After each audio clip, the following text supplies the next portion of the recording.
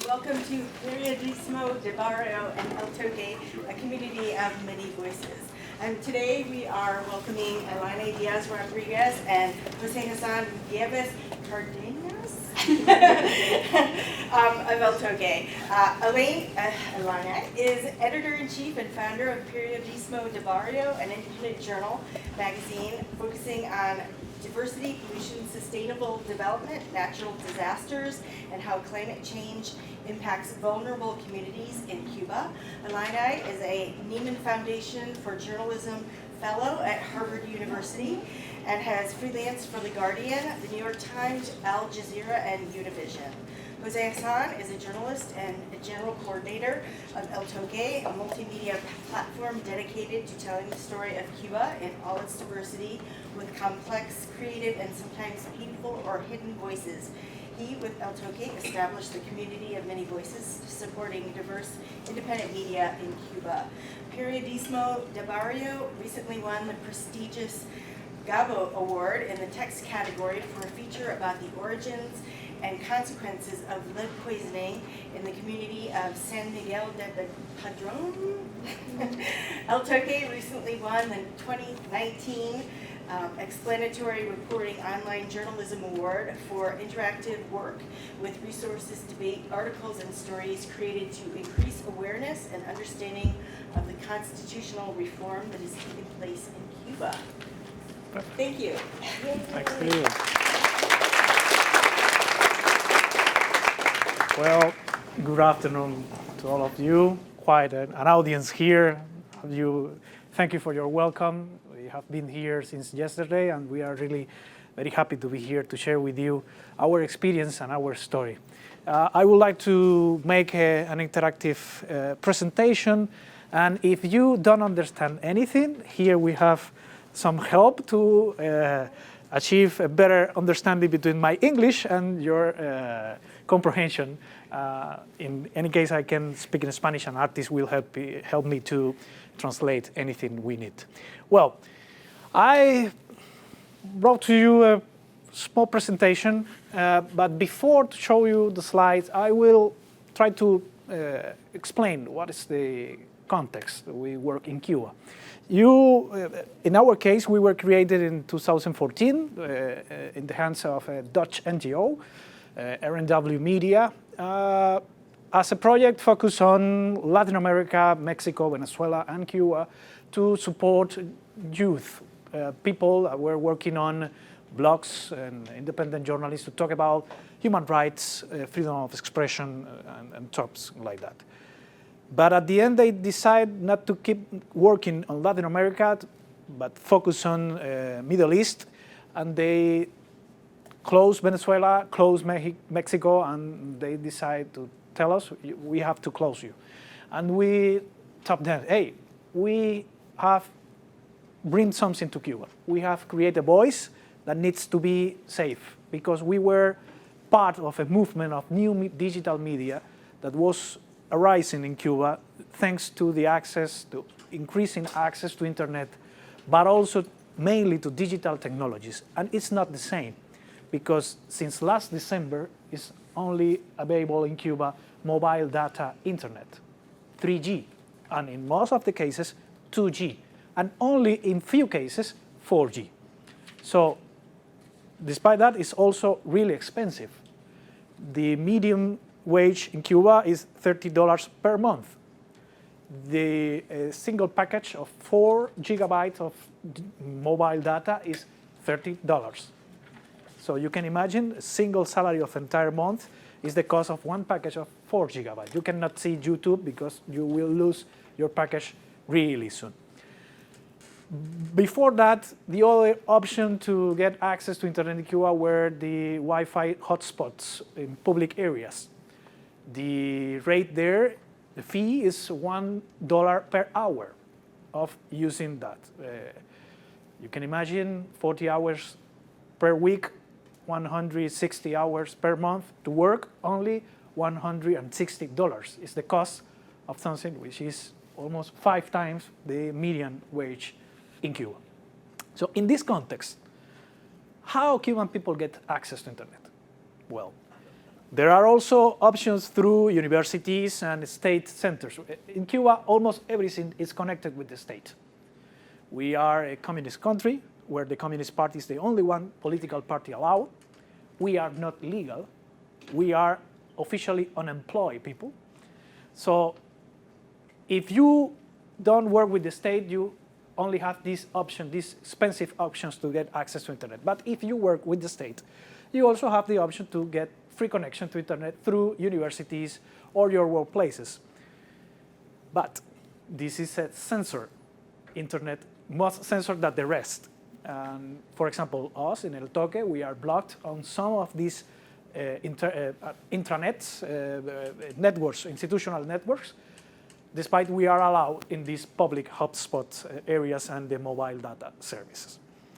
Well, still, this is very complex to get access to internet. So people using USB sticks, pen drives, we are really used to share information.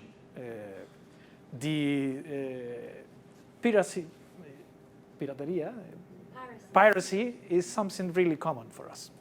Due to the US embargo, we don't have to pay anything to you for using your movies, your programs, and almost everything. So we are seeing your movies, your TV series, almost at the same time than you, without paying anything. And how? Because somebody who has access to internet download the chapter, the last release, and share it through pen drives, for example. But this goes to another level. So I don't create it, but some people create a thing that was called the weekly package. Every Sunday, they gather 1 to 2 terabytes of digital information, mainly movies, series, but also software, but also magazines, and it's spread all over the country through USB hard disk. It's a business, you have to pay for it, but the amount you pay is really cheap in comparison if you have to pay the real internet. And also you can choose. This is not fancy, it's a folder inside another folder, within another folder, within another folder, and you can choose. I want the last Turkish novels. Okay, perfect, here you have. I want to see the last releases. I want to see the last update of the antivirus I will to use. We also call this internet with delay because it happens 1 week after everything happens in internet. So we download, they gather the information, and next week, starting on Sunday, they will spread the information all over the country. Well, this is our Netflix, this is our gray list. Almost the entire market to sell houses and cars and almost everything is in there, and it's not legal neither. Well, in this context, El Toque is existent. And when we talk about distribution, we do not only talk about digital distribution in the sense of internet distribution, but online and offline distribution. And the first thing I would like to show you is a small video we create when we change, finally we got independent from this Dutch NGO, and we rebrand our institute, our production. Here we have.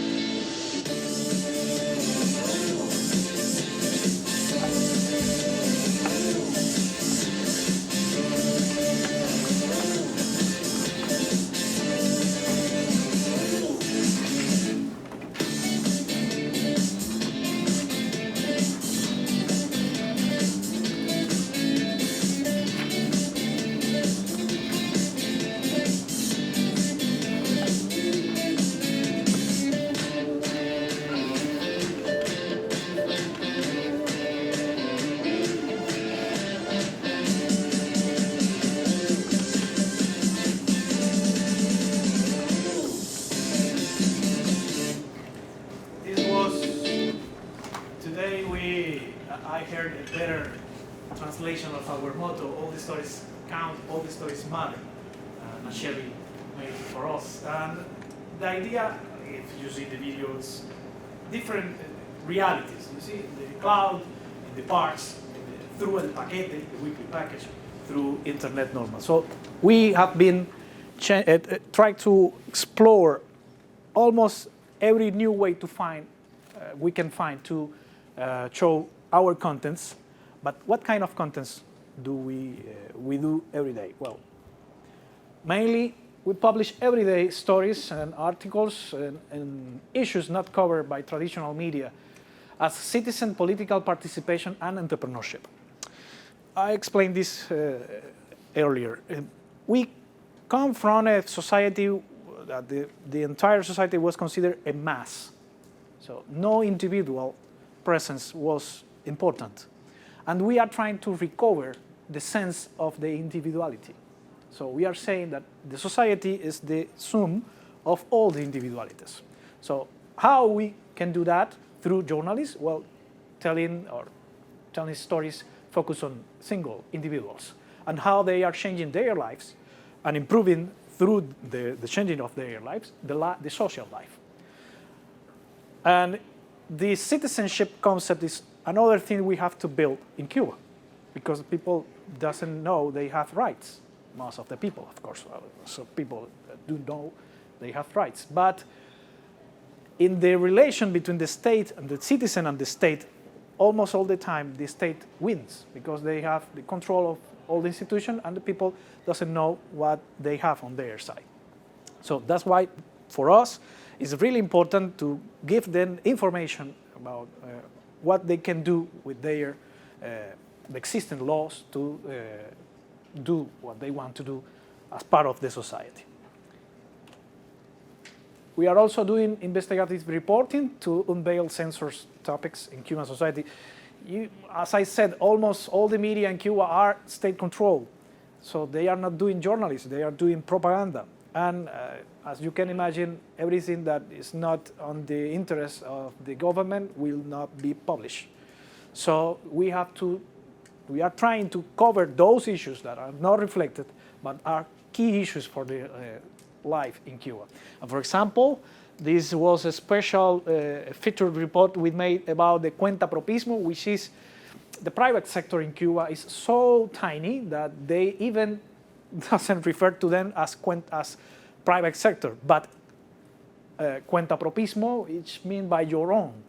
There's no translation for that, and it means that it's just simple works. The cuentapropistas cannot gather themselves and create a small enterprise. They have to do their jobs individually. So in a context where some new regulations came to control the development of this sector, we create this special federal report, but also we were talking about the work of maids in the houses, something that was forbidden by the government at the earliest years of the revolution, but 50 years later, they just came up again because the society still needs their work, but due to it's a problem for the propaganda to recognize that 50 years after, still maids are needed, so they don't want to recognize that that's a reality. And those women mainly are unprotected by the law due to there's a complex relation between the government and their existence. This was, well, La Cuba que viene, the Cuba that comes, was our special report, explanatory reporting awarded on this online journalist award. It was a process. We accompanied the constitutional reform that took place in Cuba since August 2018 to February 2019. It was a quite important process because some important things were changed in our constitution. For example, it was allowed the private property. But, of course, from the state media system, there was no interest in to see the difficult parts of the Constitution, because inside some articles, some changes still reduce the rights space for the citizens. So we tried to accompany that process, showing what were the good steps and what were the dangers in this, what was the dangers in this process. But also we are right now, 15 days ago, we present a new special report on reggaeton. I don't know if somebody of you knows reggaeton is. I hope so. But reggaeton is, well, it's not the national music in Cuba, but we do have a very strong sector of reggaetonists. And the society is not dealing well with the reggaeton because intellectuals and state is considered some marginal thing from poor people, it's not according to the state morale, socialist morale, but reggaeton is still there. And they censor the reggaeton, they do not show their videos on television, but still there. So we went to try to understand what was happening with this. And of course, it's because reggaeton is not the sickness, it's the symptom of something that is happening in the society. And we try to cover that in a playful way, because you can go there, you can hear the songs. We created a database with more than 600 hits in the last 8 years. So after this is the motivation. You go through that, and you get new information about the artist, the market, how is the movement of the production of music in Havana is really a very complicated world. And for example, to el reggaeton, there's no embargo to el reggaeton, for el reggaeton. There's no US embargo on el reggaeton. What does it mean? That the reggaeton singers can come to US, give them concerts, and go back to Cuba without problem. And most of them have come to Miami and now living in Miami. But at the same time, they say that they need to got a hit in Cuba. So they usually goes to Cuba, spread their music, new song, and if the songs works there, they will have the successful success guarantee in Miami. Okay, well, that's the kind of things we are doing. Well, connected with this, we are doing data journalism. We are making a follow-up on judiciary issues to increase awareness of human rights and legal reform. After the constitutional reform process and our coverage of this process, we understand that we have a chance there because we, as journalists, designers, videographers, photographers, we do have the knowledge of how to create communicative pieces, articles, stuff like that. But lawyers, politicians, sociologists doesn't have that exact knowledge. So if we put together all the knowledge, we can create kind of products that increase the awareness of something that is important but is not interesting for the people. So that's what we are trying to do with this new initiative, El Toque Jurídico, which is a kind of sub-brand of our project right now. Well, we are making TV shows and programs together with Periodismo de Barrio. We are creating El Cubilete, that one. Those are two important lawyers in Cuba that are playing dots while they speak on legal issues. And they speak as the common people speaks on these topics. So it's a way to connect the people with hard topics. And also we try to follow the format of YouTube and YouTubers to speak of these issues and to try to connect the people. We have seen that it is working. People feel closer to this kind of format. Well, comic and cartoon is another way to connect, especially young people, but also public debates. People want to talk in Cuba. There's no spaces to talk, to do things like this, because almost all the spaces are under the control of the state. So we can now go there to the university and say, hey, I would like to prepare a conference here to like this one. I cannot do that. So we found the support of the Catholic Church. They give us a space, and then we make this kind of event. We also film the event, and then we distribute the event as a video in a USB pen drive. So, and funny things happens in this kind of solutions. We also developed an app for Android. Most of the 90% of the Cuban, we don't have enough internet, but we do have a lot of mobile cell phones. We have 11 million population, and almost 6 million of people has mobile cell phones. So, and more than the 90% of them are Android, because Apple is really difficult to get in Cuba. So we developed an app that allows the people to update and download our articles to read without internet. And even they don't need internet to download the article, for example, because there's a service of email through data mobile in places where there's not enough internet quality, 2G, as I said.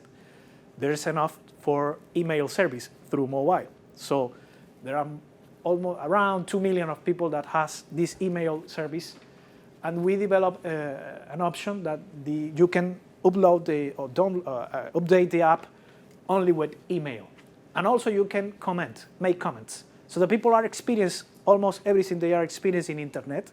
They can leave a comment in the article, but they are doing through email service. Later on, I can show you how it works, but the idea is to bypass the censor of the state communication company and to offer a cheap option to the people to get access to information that in other ways they cannot access to that. We cannot do a marketing campaign. And after we released this app, that was in last November, we have now around 9,000 users of the application, which is a very good number for us because almost all of them are living inside Cuba. And that's our target audience. We also distribute different newsletters to people who has these internal emails that is not full internet, and those who has full internet. But we are also starting to produce more information giving context to breaking news. There is a lot of, now that is increases access to internet, there's a lot of new media in Cuba or in Miami or in Spain, but focus on Cuban audience. But if you see their agenda is almost the same, because the first of them that present a news, later on the rest of them will republish that. And it's the news cycle, you see, 24 hours and then we have a new topic in agenda. But sometimes we lose the opportunity to understand that something that is happening, or which is the news, is more important than a single note. And we cannot compete with those outlets because they have more resources, they have more internet, they have a lot of difference with us, but we can offer a better contextualized information to the people.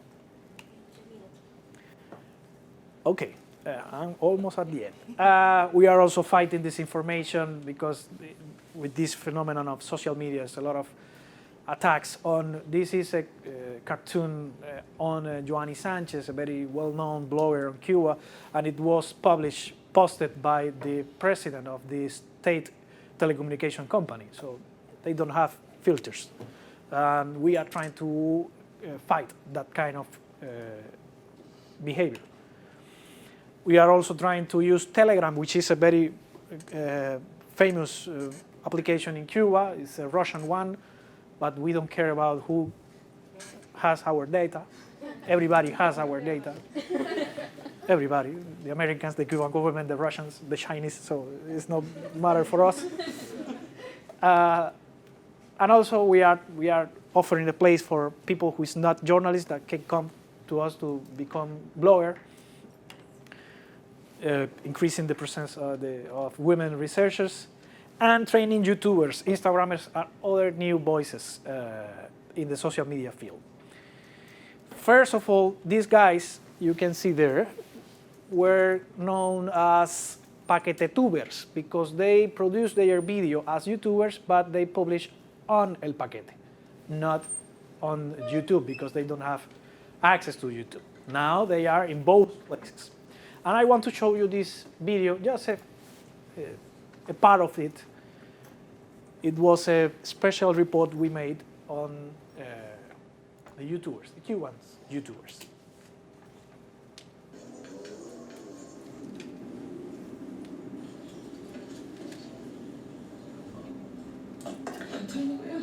Oops. It has clock catch. Let's see. ¡Oli! Yo no me cómo están. Pero esa es no lo olvidé.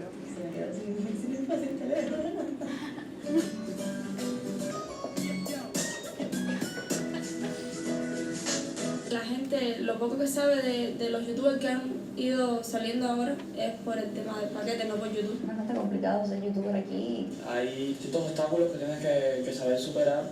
El problema de la conexión no es una justificación para no ser youtuber. Cuando hay algo que te gusta mucho, tú lo vas a hacer, no importa lo que tengas que pasar, lo vas a seguir haciendo. No, aquí en Cuba ser un youtuber es un guerrero.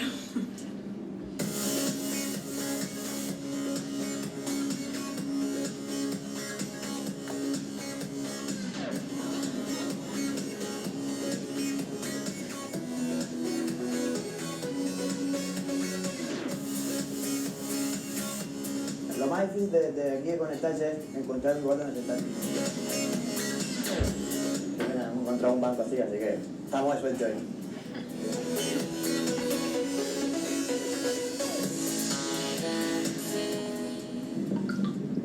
Como es algo nuevo aquí en nuestro país, sería bonito que la gente viera que estamos unidos. Pero una unidad sincera, no hipócrita, no por suscriptores. No voy a hacer un video contigo para ganar suscriptores. Voy a hacer un video contigo porque me gusta tu contenido, porque nos caemos bien. Y que si va a crecer un youtuber, que crezca la comunidad como tal. Que estamos luchando para sacar eso adelante.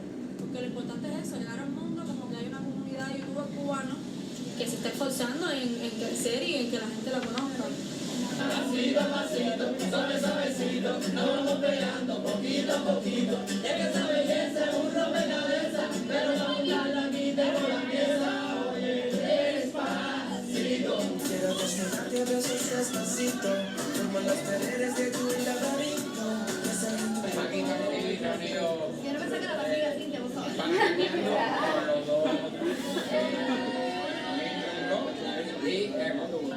El físico, química.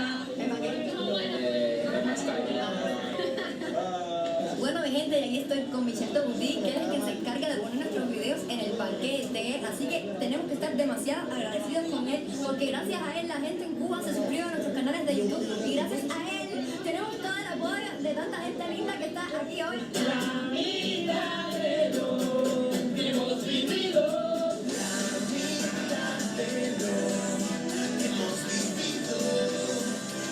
Más ruido. Esto ha sido masivo.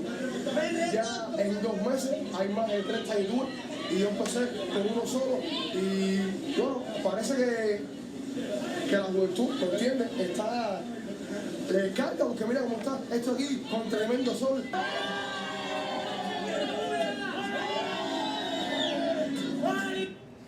I just want to show a part. You can see in our channel in YouTube, but the idea was show you that there is a growing community, and the Cuban young people is just like you. It's a Western young girl or guy who has the same interest, who consumes the same products as you, the same series. And now it's an increases number of people that are accessing to internet.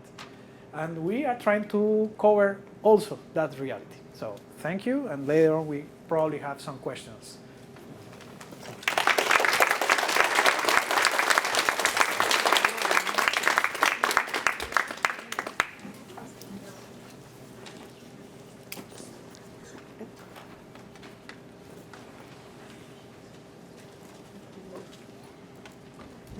No, but the presentation was theirs. No, that was mine. But my presentation? Okay.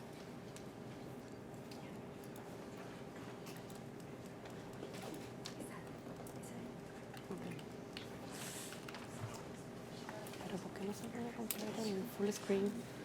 Why is not full screen? No.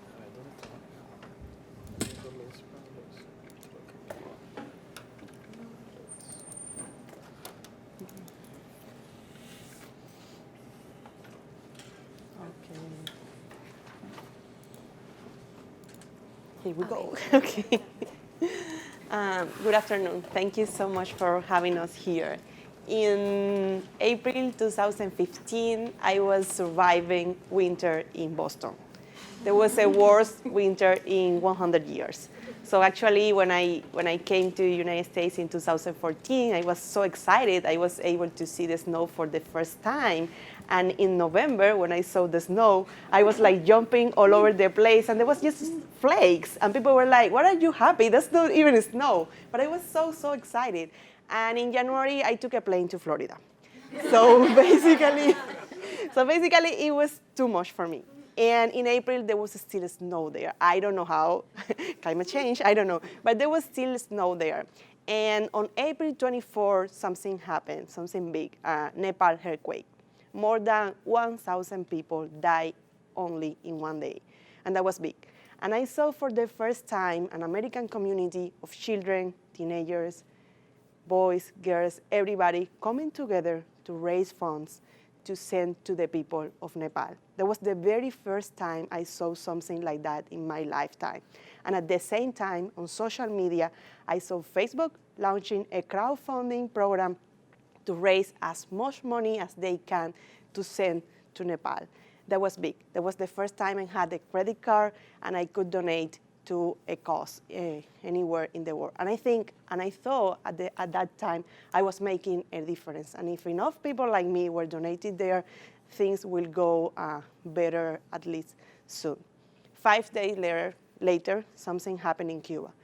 April 29 is my mother's birthday, so I was so excited, and I called there. And she told me, hey, you know what? This is really bad. There were heavy rains for 3 hours, and due to the heavy rains, 27 buildings collapsed at the same time. 3 people died, which is huge in Cuba, and more than 10,000 people were affected. Those 10,000 people lost all their personal belongings. Getting anything in Cuba is extremely difficult. So for someone to lose a TV or something, even a piece of cloth, is big. It's a big deal. And I was really shocked. I was angry. I didn't see any community coming around and trying to help people from Cuba. I didn't see Facebook trying to raise funds for Cuba. And I was with my credit card and say, what can I do with that? Nothing, basically nothing. And it was that 5 days after Nepal. So I was taking a class at the university, and that's how I see the university as places that change the life of people. I was taking a class called The Future of Journalism at MIT, and we were trying to do a final project. I was doing a final project with some American friends, designing a fancy app for American people that have internet all the time. So basically that wasn't working for Cuba. And I said, you know what? I love this, but I want to do something else. I don't know what, but I want to do something else. So I click, because now doing a website is so easy that it's scary. You shouldn't do it like so fast. I click and I say, hey, I'm gonna do a media outlet, and I'm gonna call it Periodismo de Barrio, which is journalism for the neighborhood. And I wanna work on stories of people who suffer from natural disasters. There is a natural disaster happening in Cuba every year. And there is people suffering from natural disasters that happens 20 years ago. And it was like, what is gonna happen with these people 6 months later? So I started Periodismo de Barrio, and I told my professor, this is my final project. And he didn't say you're crazy. He didn't say you're not gonna get the money to do that. You're not gonna get enough journalists to work on that. He said, why not? So thanks to that guy, who actually resigned now from MIT Media Lab because of the linking with Jeffrey Epstein, which is really encouraging for all the students, Periodismo de Barrio was born. These are some of the pictures of the floodings on all these places. These places are still suffering from that in 2015. So when I arrived to Cuba, like 4 months later, I made a call for applications. I was like, let's do this. And I say, you know what? We are looking for journalists who are deeply moved by human stories. We don't know if we can pay or not, but we will try it. And we are looking for people who can do teamwork. I was looking for people who can work together, who knows that journalism is not something that one person can do, but a lot of people can do if they are put together. And we are looking for people who wants to innovate, who wants to learn something new every day. I don't like people who has an answer for everything. I like people who has a question for everything. I don't have all the answers. I just have my questions, and I think that's my biggest strength as a journalist. So when I put that out, I was like, nobody's gonna answer, so I'm gonna be reporting with different names. I'm gonna be like, okay. And we received 96 applications from all over the country. And I was like, this is not happening. We just have 4 positions. What can I do? So I was amazed because I realized that I was not the only one. Back in 2000, now it seems easy because it has been 5 years. And now it's like a growing child. But when you have the baby with 1 month old, you're like, oh my God, what am I gonna do with this? So when I received 96 applications, I was so moved because I was like, I'm not the only one. There are people in Cuba, there are people working all over the country, and there are people who actually believe that I'm not crazy, and who actually believe that independent journalism in Cuba can be done, and who actually wants to try it, even if it doesn't work, because we didn't have anything for granted. We couldn't take anything for granted. So after a long process and a lot of interviews, we select 4 journalists, and we add one more. So we had a team of 5 journalists plus me, and we went to the same places affected by the heavy rains. We went 6 months later, and people were still struggling to recovery. We saw this person was signaling where the water race. And that refrigerator, it was working as a bookkeeper because it didn't work it. So basically, if you open it, you will see books because she lost everything. And that was the same story repeating over and over and over again.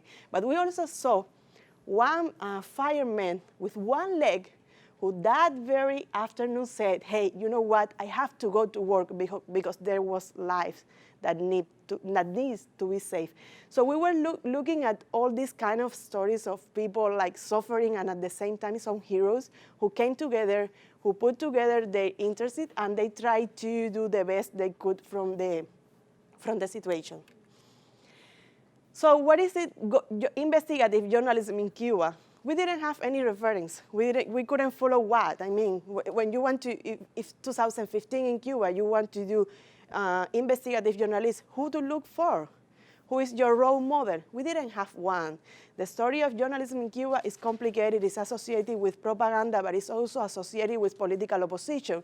And in my opinion, none of them are real journalism. So we start looking Latin America. We start looking the reference in the United States and the local news media outlets here in the United States. And we got an idea of transparency from the Texas Tribune. They published this annual report on how the money came from, and how it's distributed and who gets paid for what.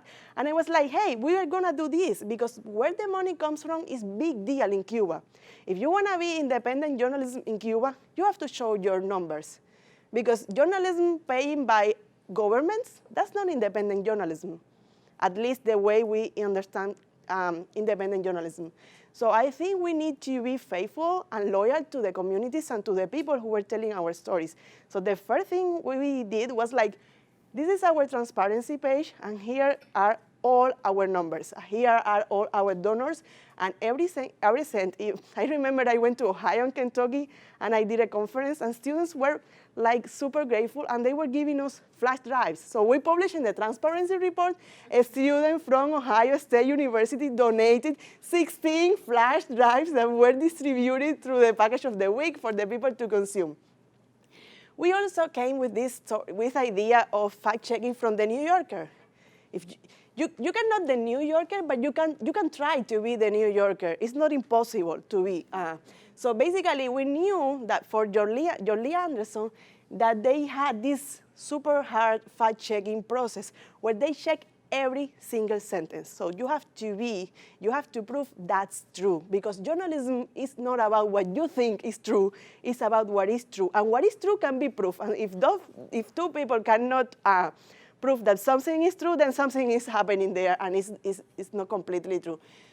So we submit all our investigative reports to a super long and complicated process of fact-checking. And it was like, we have this, we have transparency, we have fact-checking, what else? There was a ethic code. What are we gonna be? And not for us, but for our readers. What are our principles? What are our ethic code? What are we doing on raising funds, on stories, on whistleblowers? What if we have whistleblowers? We don't have, for example, protection of the sources laws in Cuba. So if something come here and say in Cuba, hey, I'm gonna tell you a story about the government, we cannot protect them. We can go to jail and we can get silenced, but we can get sued by the government. So basically, we have to deal with all these questions. We have to deal with how we will proceed as a media outlet and put it in black and white so people can know what to expect from our media. And at the same time, we were trying to do narrative, long-form journalism, the kind of journalism you don't read every day because you don't have time. But if you have time to do it, then you go there on Sunday or Saturday afternoon and have a long story, deeply reported, investigative, to follow. And there was one more thing. What about opinions? And I was so sick and tired of opinions in Cuba, because in Cuba, everybody has an opinion on everything. And they don't care about proving they are right or wrong. They just have an opinion. I have an opinion that the sea level in Cuba is not increasing, and that's it. I can say it, and I don't have to prove it.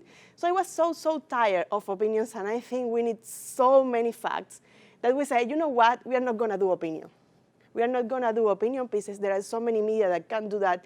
And we are good at facts. We are good at investigative reporting. We are not gonna do any opinions. And so it's been 4 years without no opinions published in Periodismo de Barrio. So in 2016, there was a strong hurricane in Baracoa. Baracoa is in the western or is eastern part of Cuba. If you wanna go there, it's like 24 hours in a bus. And there are not so many planes, so basically you have to go in a bus. We wanted to cover what was happening there. Everybody was looking at us because we were the media covering natural disasters. But we didn't have the money to go there. It was October.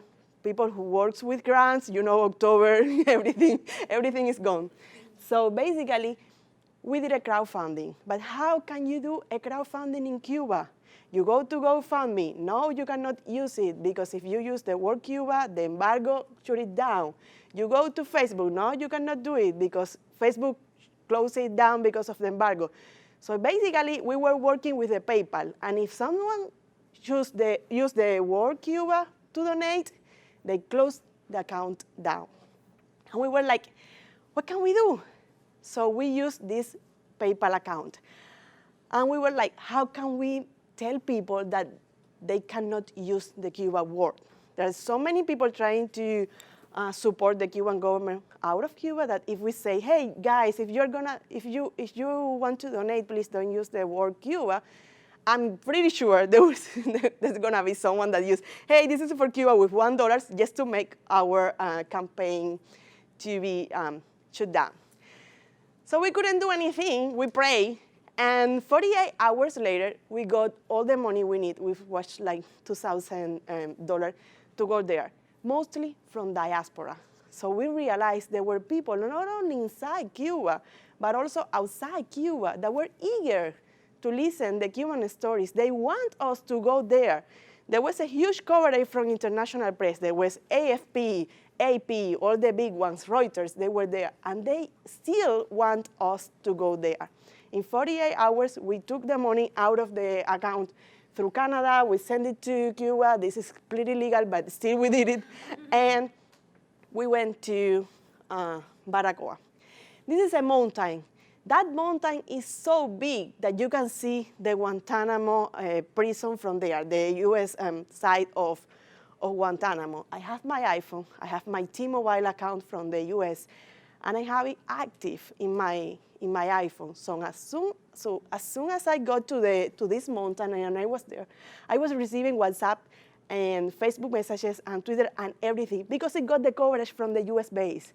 And I was like, oh my God, what is happening? I have internet, what happens? I didn't know. And then I was like, oh, of course, the US base is closed. So I'm getting the cell phone coverage from there. And we were so excited that we took a selfie and we posted online. So when we went to Baracoa, 2 hours later, the propaganda campaign from the government was like, they are making fun of the people affected by the hurricane. They are going there not to cover the hurricane damages, but to make a party.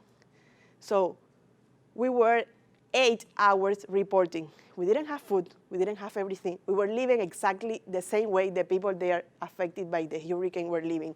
All the journalists from the international press were in hotels. We were there with the people. And after 8 hours, we were detained for the first time. We were questioning. All the women were undressed. They were looking for flash drives and everything. And that picture was all over Cuban media and was condemning our intent to go there to report.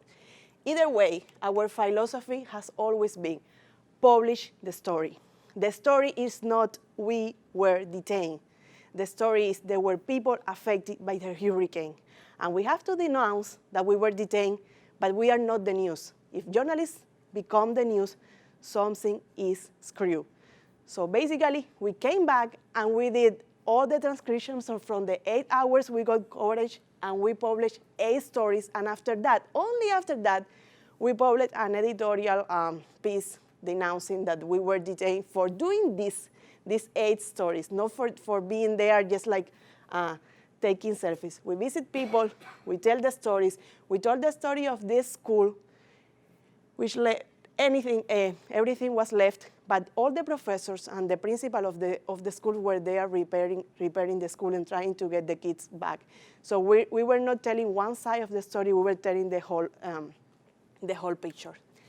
So after that, we started to do more journalism, and we were detained and detained and detained. It's been 7 times right now, and all the times we have done the same. Tell the story, do the denounce, but first tell the story, and we do it. And the last time we were detained, someone deleted all the records and all the pictures.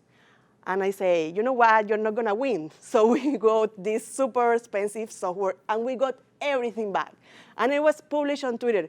We got the pictures back, we got the records back, and we're gonna tell the story. And after that, we're gonna deal with you guys. So we told the story. But how do you create opportunities for journalists, but not only for journalists, for other people? We were creating jobs, and we didn't know about it. It's not like we are telling stories, we are creating jobs, and we are creating opportunities for the people who graduate from the university and don't want to work for the state news media outlet. So basically, it's like, how do you create jobs not only for journalists? So we did a call for applications again, but from people from the design school. We need to change the format. We need to be more innovative. Some people doesn't have time to read 3,000 word story. What about people who can tell stories in other formats like comic, illustrations, visualizations? And we received more than 25 applications from students at the university studying design. And we say like, oh my God, this is not happening again. I'm not doing interviews, and I'm not gonna hire just 5. I mean, that's gonna kill me, because it's someone you are taking a job from. And we say, you know what, let's hire all of them. And what we did was launch this campaign there are so many days on environmental issues every year. So we need to find a way to raise awareness and to connect with millennials and other people. So we got all these 16 illustrators and designers and say, you have to tell a story in this way on every day of the environmental day. How do you say absorbentes in English?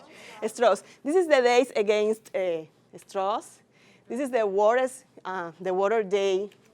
This is the forest day, and that has been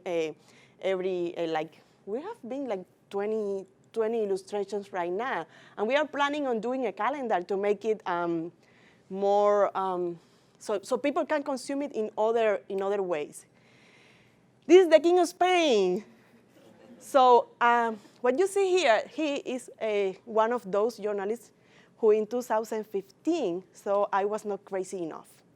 So you're seeing someone smiling. And every time you see a journalist from Cuba in a conference or in a prize, you will see him smiling. But what you don't see is the time when they are not smiling, when they are sad, when they feel they cannot go further, they won't make it, they won't have the story told. This guy was under one of the most powerful, after one of the most powerful companies in Cuba. Who knows Havana Club? The popular rum. Almost everybody. If you go to any airport in Europa, they are selling Havana Club. But what almost anybody knows is that Havana Club, in order to make the Havana Club, has polluted a whole bay that doesn't have any life because of the enterprise polluting practices, because the vinazas, which is a kind of product that comes out of the sugar cane and all of the production process, is so polluting that it doesn't allow the oxygen to be present in this bay. So basically, when he came out with this story, it was like, you know what, you're crazy, let's do this. You really wanna go after Havana Club? It's like going after Marriott or something like that. It's big. I mean, it's big deal. Or McDonald's. It's big deal. And he said yes, and I think I can do it. And I was like, okay, let's do it. And it took him 9 months, but he got the papers, he got the proofs, and he could prove that not only the Cuban company, but the French company didn't comply with the environmental laws from Cuba or anywhere. So basically, they were responsible for killing a bay. What happened in Cuba? Nothing. Who cares? No one. The government did something? No. The environmental ministry did something? No.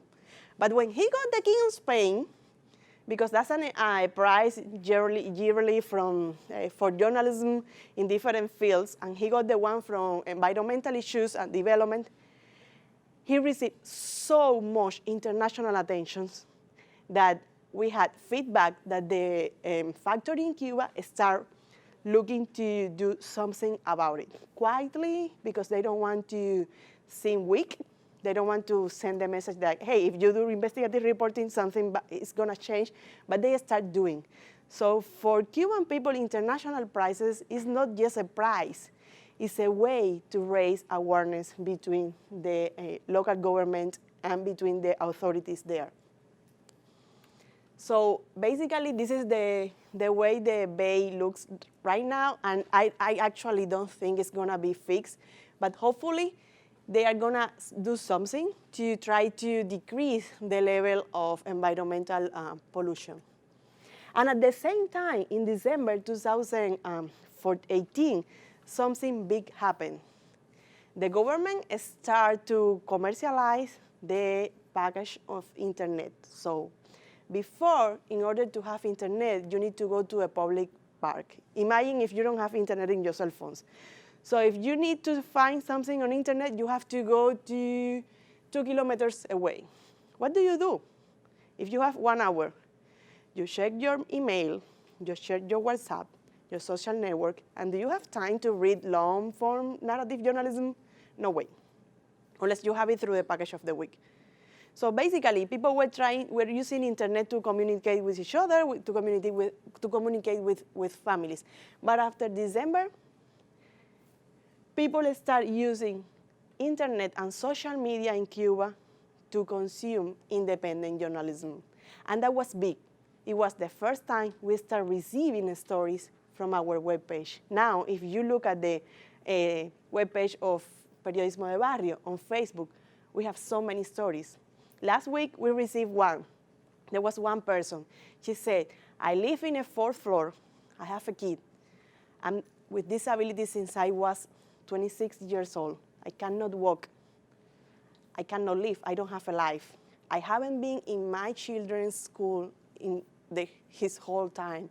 I don't know what is it to have a life. I just want to be treated as a social case, and I want a place to live in a 1st floor so I can go there, go around, even in a wheelchair. And there was a story that from someone who could ever have reached us other than using internet, because other way, how can we know? And like that, last week too, we received a story from a community, like really close to the coast, that every time there was full moon, the marea, the raised, and all the houses were inundated, were flooding. How can we know that if it's so far? Because of social media. So social media has become the space where we can interact with the community, where we can answer to the community. We cannot go there right away, but we say, hey, you know what? We're gonna do this. We are gonna send a journalist there. We're gonna be with you. Please send us more pictures or proof, or you have to wait 1 month perhaps, but we do care about what they are sending. And at the same time, we have been trying to innovate. This is PBTV, something we have been doing also with El Toque, and it's trying to get Periodismo de Barrio, from text to video. We don't want to do only text or long-form journalism. We also want to do Periodismo de Barrio on TV. And again, it's like which role models do you follow? And I remember when I was at the office of Frontline from PBS, and I was so amazed that less than 15 people could produce such a wonderful documentaries that I was like, hey, you know what, we can do it, and we're trying. I don't know if we are gonna get there anytime soon, but we are trying, and we are following some patterns in all over the world. This is one of the stories about heat in Cuba. Just last week, this journalist got the most important journalism award in Latin America. It's called after Gabriel Garcia Marquez, the author of 100 Years of Solitude. You look at a person smiling again. That journalist almost required psychological attention for doing that story. It was a story of lead poisoning in a community in San Miguel del Padrón. Imagine that person. She was 28 when she started the story. It took us almost 2 years to complete the reporting. Imagine that person going to a community and having to talk with a woman which has like 16 miscarriages. Talking with a woman who lost his child, a baby dead, a kid dead. How can you deal with that? How can you emotionally deal with that? How can you deal with that and knowing at the same time that the government knew it, that the environmental authorities knew it, that the healthcare authorities knew it, and they did nothing? They say, we can do it later. We don't have time for this. There is no lead there, and people still are sick, and I'm getting sick and sick. How can you know all the scientific production on lead poisoning and going there and seeing people who has not the slightest idea about lead poisoning? When I was visiting the community, there were kids playing with lead there, like lead on rocks. And they were like, hey, you know what, look, this is the lead. And she knew it. So how can you emotionally deal with that? So basically, this is a story that we are very proud that got the prize, not because of the prize again. The prize means nothing for us. It's because for the first time, all over Latin America, all of the media outlets are talking now about a community in San Miguel del Padrón in Cuba where people are being poisoned by lead. And probably now, like 8 months later and more than 50 years later, the government is gonna have to do everything. So what we do is trying to raise awareness and do the kind of journalism that can produce a difference in every community. We think we can bring change to Cuba by changing the way communities face and portrays and relate to their problems. And that's what we are trying to do step by step. Thank you so much.